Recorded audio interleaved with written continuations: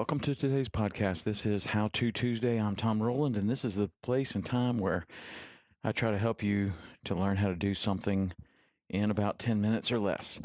On the last one, we talked about how to pick out a boat, and that's a pretty complicated issue that I tried to tackle in 10 minutes or less. So I definitely know that the time allotted to that topic was not enough, and we'll probably do a full-length podcast on how to pick a boat with some differing opinions. I got some emails right after that, a couple that were asking, okay, well, when I do pick out this boat, how do I get started? What do I do? How do I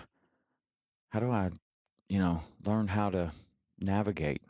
How do I learn how to get around and actually, even before the catching fish part, how do I learn how to navigate?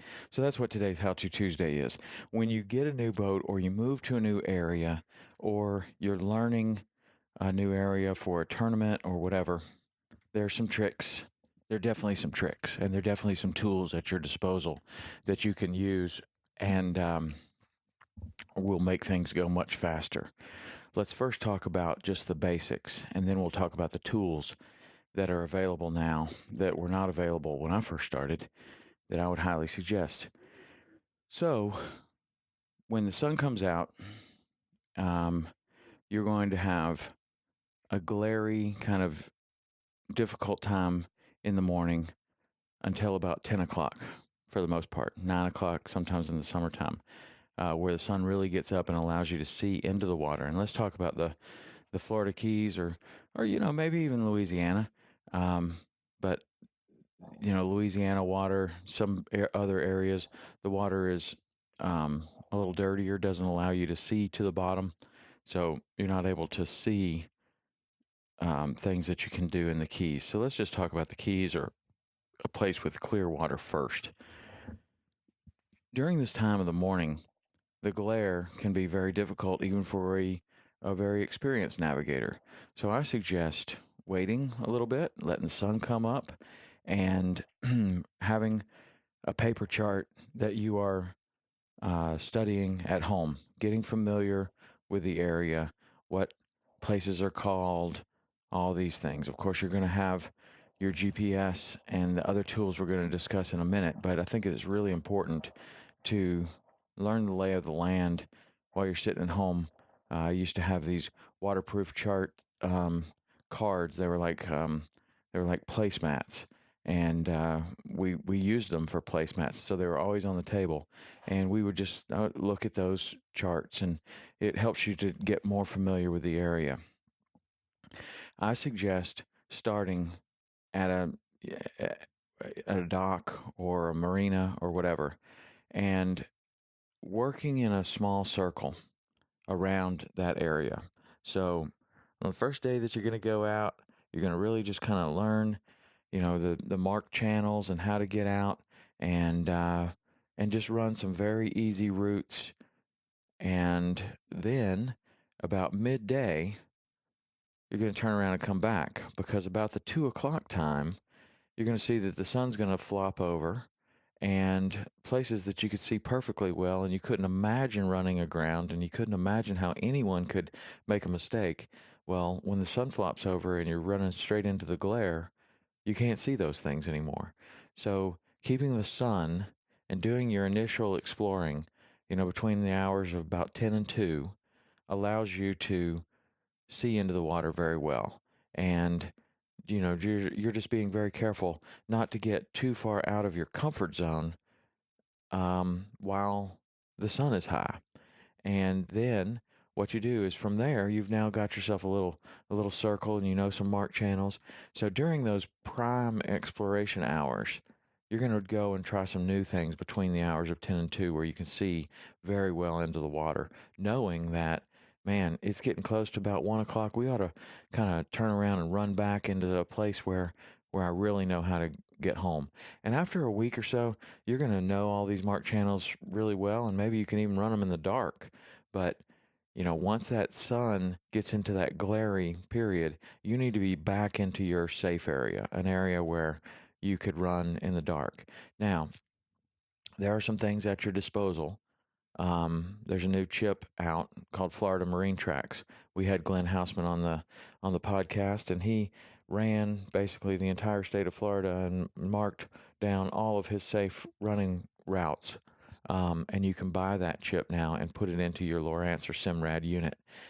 That thing is incredible.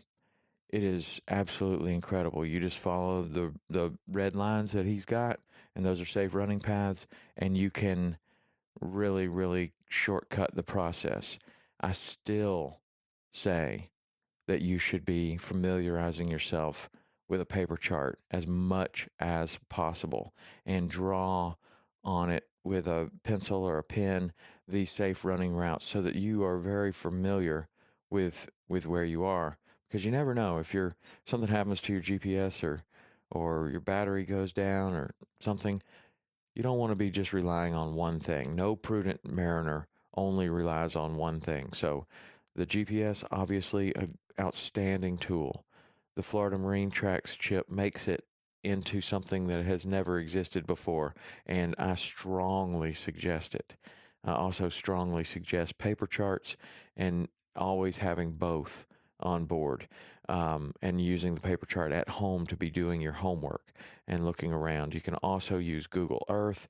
You can use just a satellite image on your phone, on the maps on your iPhone. That works awesome, and you can really see a lot of things that that you weren't able to see a long time ago. It just wasn't available.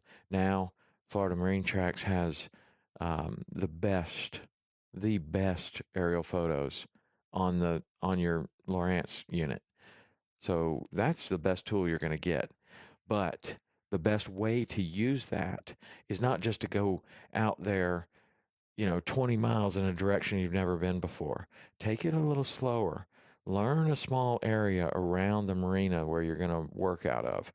Learn how to get in and out of that marina in the dark. Learn how to run it in the glare, and then just work in concentric circles out, a small circle around that marina.